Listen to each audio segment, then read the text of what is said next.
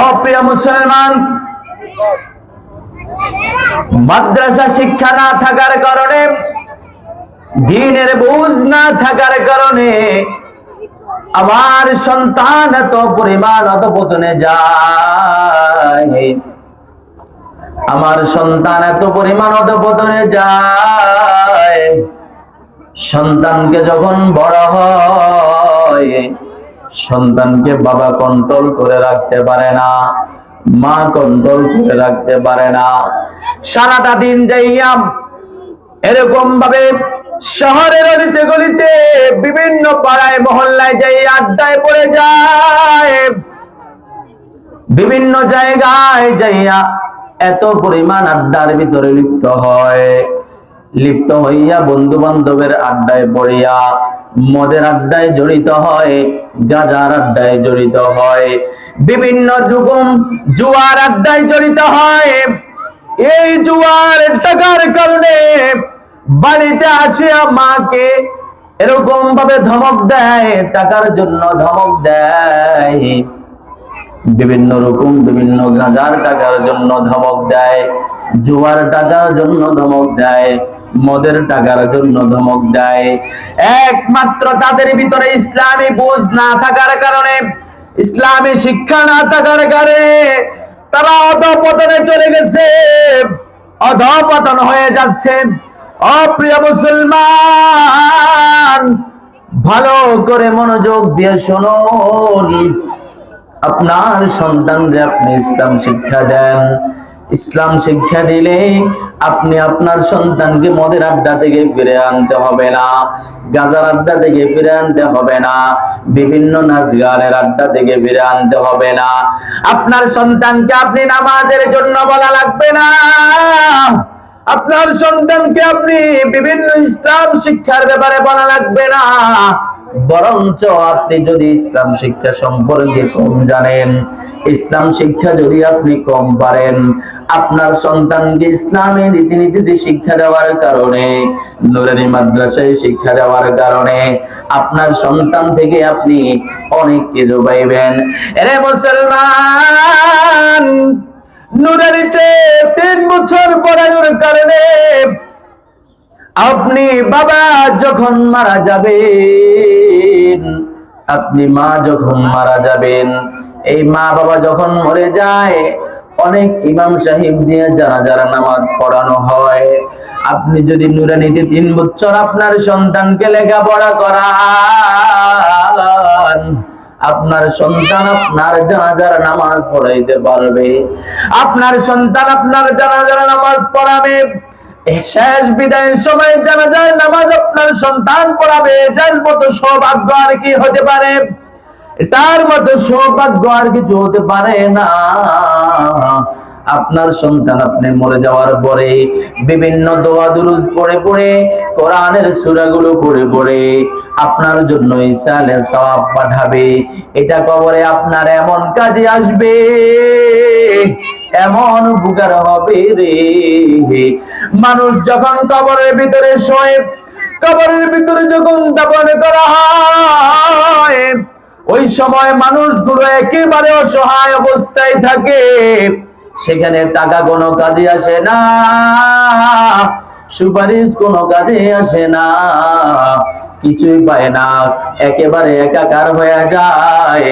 ও বন্ধু, ওই সময়তে কবরবাসীরা তার স্বজনদের কাছে, তার ছেলেদের কাছে, তার আত্মীয় স্বজনদের কাছে এরকম হাত পেতে থাকে, যেরকম সমুদ্রের ভিতরে যদি একজন মানুষ পড়ে যায়, ওই মানুষটা যেমন এরকম ভাবে উপরে যেই মানুষগুলো আছে, ওই মানুষগুলোর নিকট ফলাও খোঁজে না, কর্মা ফলাও খোঁজে না, গোশত মাংস ভাত খোঁজে না, শুধু একটা জিনিস খোঁজে।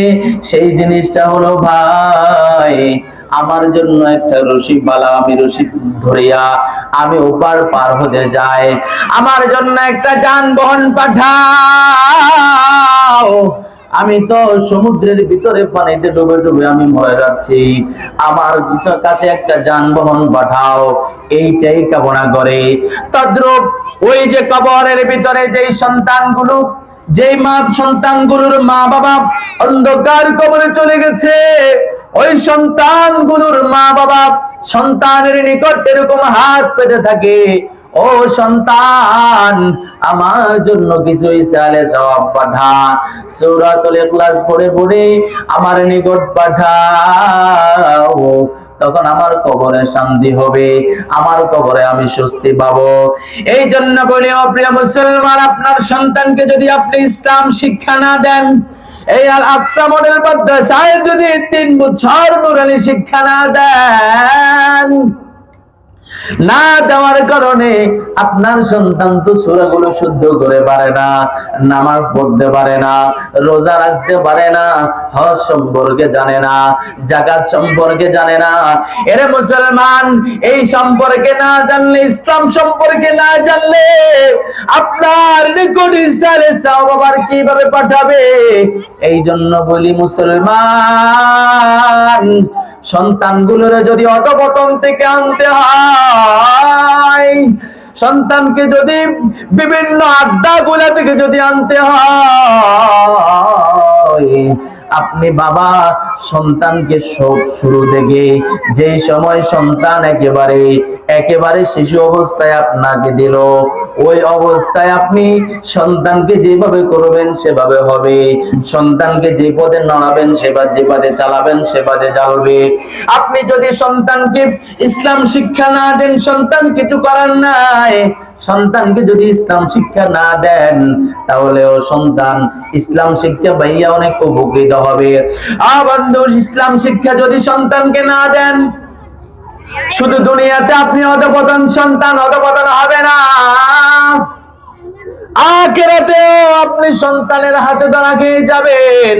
আল্লাহর কাঠগড়ায় যখন কিয়ামতের মাঠ যখন কায়েম হবে, কিয়ামতের মাঠ কায়েম হওয়ার পরে ওই সময় যখন সবার হিসাব নিকাশ শুরু হয়ে যাবে, ওই হিসাব নিকাশের সময় আপনি ধরুন আমল করতে করতে জান্নাতবাসী হলেন, আপনারে জান্নাতের নেয়ামত দিয়া জান্নাতে নিয়ে যাচ্ছে। এই মুহূর্তে আপনার সন্তান আল্লাহর দরবারে ডাক দিয়া বলবে, আল্লাহ, ও পরওয়ারদিগারে আলাম, আমার একটা ফরিয়াদ আছে আপনার নিকট। বলে, কি ফরিয়াদ?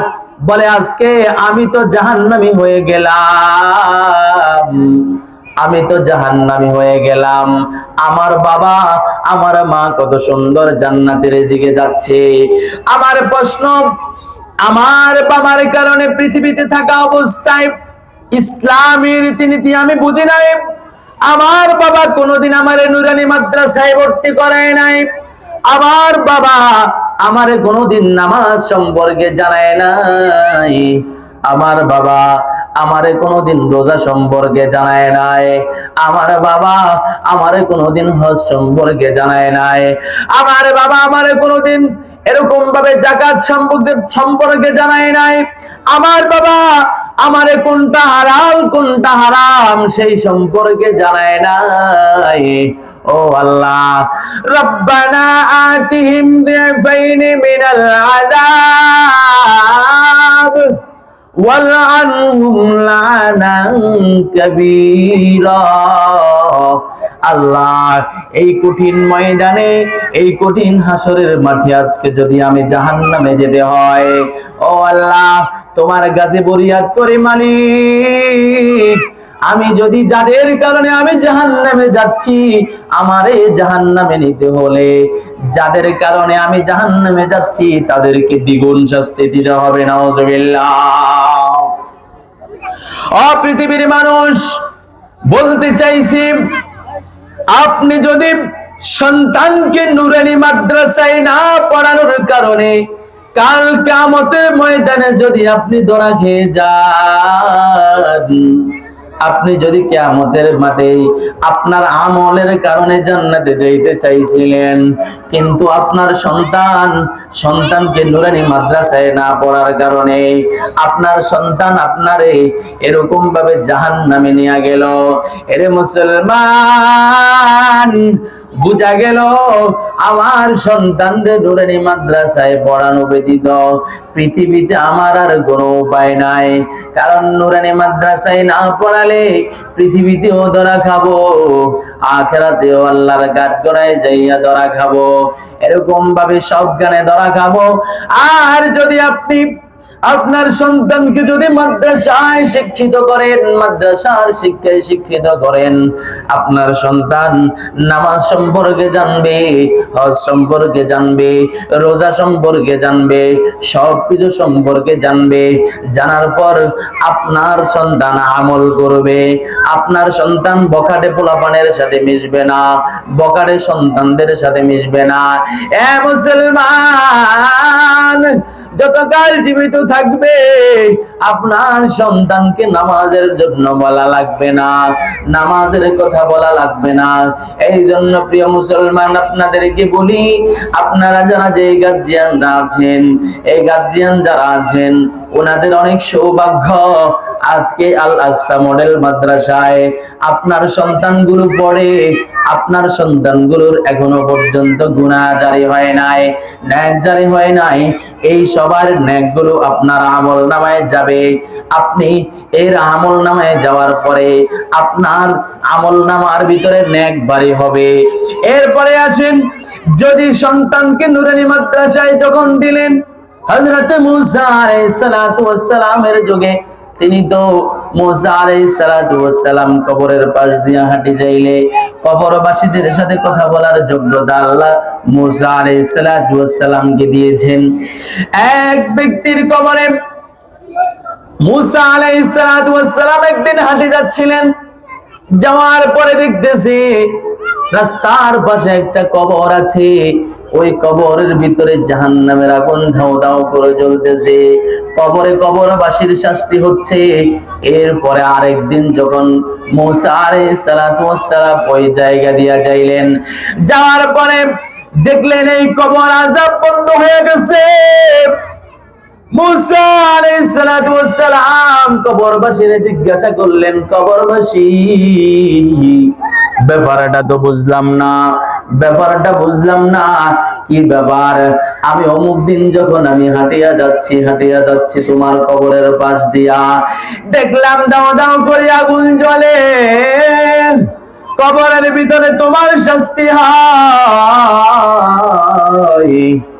এখন আজকে যখন আমি এই কবরের পাশ দিয়ে হাঁটে যাচ্ছিলাম, এই কবরের ভিতরে দেখি তোমার কোনো শাস্তি নাই, ব্যাপারটা তো বুঝলাম না।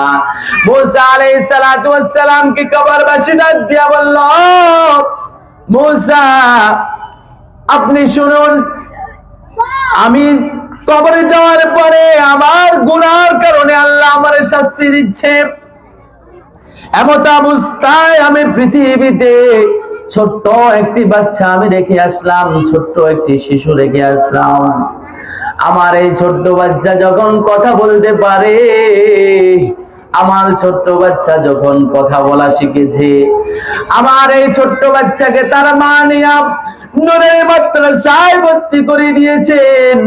এই নুরানি মাদ্রাসায় ভর্তি করার পর আমার সন্তান যখন কোরআনের ইলম গুলো শেখা শুরু করেছে, কোরআনের ইলম গুলো যখন শেখা শুরু করেছে, আমার আল্লাহ আমার ওই সন্তানের কোরআন শিখার বরকতে আমার আল্লাহ আমার কবর আযাবকে মাফ করিয়া আমার কবরকে জান্নাতের বাগিচা বানিয়ে দিয়েছেন। সুবহানাল্লাহ।